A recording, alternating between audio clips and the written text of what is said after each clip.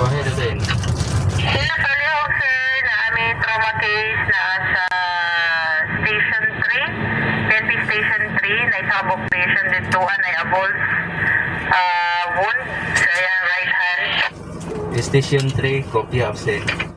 Isang lalaking may sugat sa kanyang kamay na nasa Police Station 3, Barangay Bayanihan, Butuan City ang nirespondihan ng UNTV News and Rescue pasado alas 10 kagabi, September 20. Tawag ay mula sa Butuan City Operations Center. Kaya siya kauban? Na mga anak niya, ma'am. Dana, sir, na kamay. Gasabi, ito ng kagasa sa ako.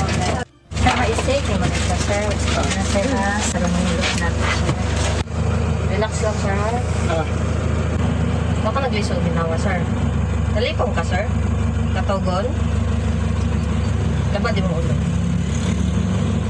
Kinakailangang linising mabuti ng rescue team ang sugat ng 33 anyos na si Ogie Kutay at saka balutin ng gasa. Dahil kailangan matiyak na walang maiiwang bubog sa kanyang sugat.